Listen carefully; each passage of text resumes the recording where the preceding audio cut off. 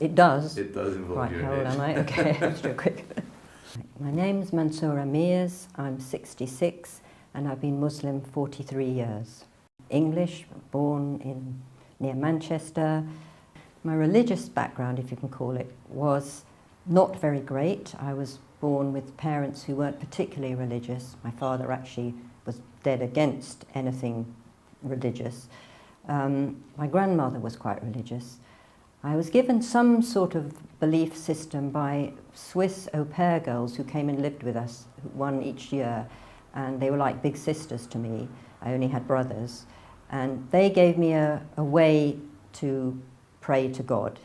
So I always used to pray to God and make sincere prayers when I knew there was trouble on, because my father went through some difficult times, and so I used to go behind his armchair when he was out and make lots of prayers, oh God, please help him.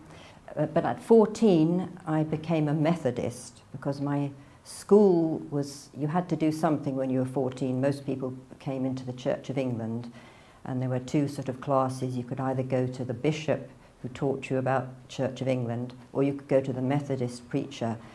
And the bishop was not somebody you really admired, but the Methodist guy was fantastic, full of heart and sincerity, and I thought, okay, I want to be like him. So I wrote to my parents, it was a boarding school, saying I want to become a Methodist. So they said, fine, okay, whatever you want to do. But I did make my mother come with me to find Methodist churches, but they were very modern and weren't as nice as the old Church of England, the one that was near us. Anyway, as I got into teenage years, that went out of the window. God was put on hold, if you like, and then I reached a point where I actually didn't know what anything was about, how to be in the world, what choices to make. It was the 60s, the 70s, everything was wide open, but what's right, what's wrong, this was all an enigma to me, and it was quite disturbing actually, so I did get quite depressed thinking, okay, what is the way, what is the point of life? And until I met the Muslims, and then it rang a bell, okay, there is a point, there is a plan, there is a God, and you can actually communicate with him, and you can have a way to live your life that's balanced. So the way in which I actually became a Muslim was partly through my husband, who was then my boyfriend, who always felt there was a way to live one's life, you just had to find it. So he used to go off to all kinds of people, gurus, pseudo-Sufis, anyone who might show him the way. And nothing made sense until he was given a book which was set in the future really, about how this particular person had become Muslim.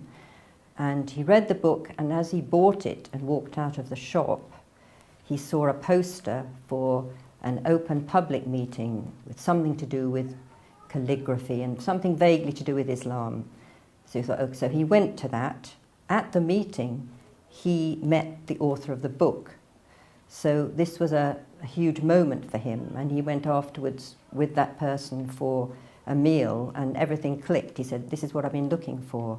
But actually, the person, the sheikh, said, hang on, let's see, where's your life, what are you doing, who are you with? And he held him off for 3 months from becoming a Muslim.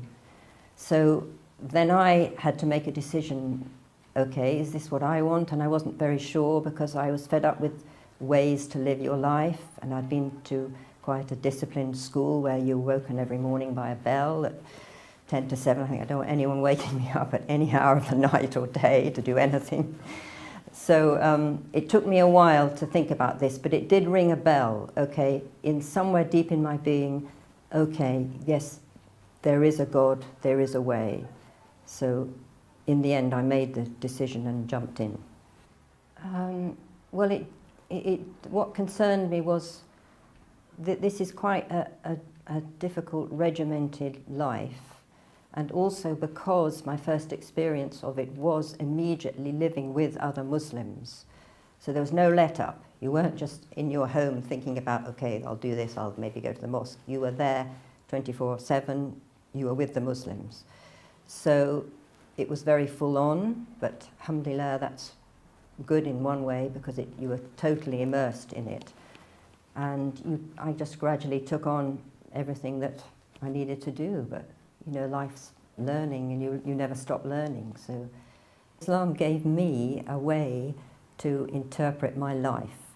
So events and things that happen to you, you can see or I can see a meaning in them. Okay, so whether it's difficulty or joy, the good and the bad, all have a meaning for you. So you can turn things to Allah, God, and you're not just adrift on a sea without any navigator. There's a navigator, which you could say is Muhammad, the Prophet, peace and blessings be on him, and following his way, all these things that first of all I found very difficult. Okay, why do we have to wear long dresses? Why do we have to wear a scarf? But the more you do it, the more you feel, yeah, this is right. It's a kind of protection. In fact, I remember when I came back from Hajj, seeing all the population in London. I was going a taxi through London. No one had anything on their heads. And I thought they're all going mad, because it's like a protection. And if you look at old movies, most of the men, most of the women wore some kind of thing on their head. Like my father always wore a hat, and he doffed it when he greeted people. But, you know, so in one way, it's a seen and an unseen thing. You know, your head's totally exposed to the elements or whatever. It's also exposed to all the energies that are coming at you. So, although sometimes I think, gosh, I wish I could take this thing off, and I do when I'm by the sea or with no one around, etc. But on the other hand, you feel the safety of it. It's a kind of protection. It was difficult with my parents after I became Muslim, because my father had lived in Egypt for 3 years in the war. He had studied Arabic. He could actually quote the Quran at me. Okay, ayat so-and-so says this, yes. So he was initially thinking, okay, what are you doing? You're an educated British Muslim, you know, I mean British woman. Why are you taking this religion of these foreigners who are a bit backward, etc. Although he had good friends in the Egyptian army, he probably still thought it was a backward religion. So I think it took a long time for my parents to see, okay, there's actually something all right about this. She seems fairly okay. The children seem very nice. They're all right so far, you know. So, and towards the end of their lives, God bless them, I was given the chance to help them a bit, and I think that did turn the tables, because, okay, she's giving something back, you know. And so I think there was, by the end, I think I definitely felt my father knew the truth, and the same with my mother. So with other people, though, with friends, I've still got connections with people who knew me when I became Muslim, and I still think they might become Muslim. It's a long time, but you never know. And lots of people I've met as well through all sorts of things. You know, the head of a RE department in a local school has always connected with me, especially when there's different annoying things happening in the media. She always says, Mansoura, what do you think about this? And that's not the true Islam, is it? And I go, no.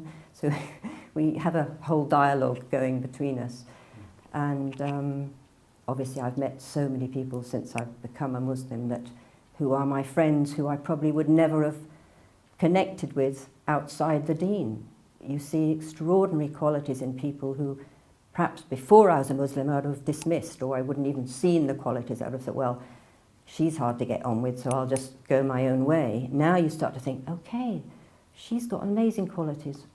I can get something from this, and maybe I can give something in exchange. It is a very clear, easy, straightforward religion. I wouldn't even call it that, way of life.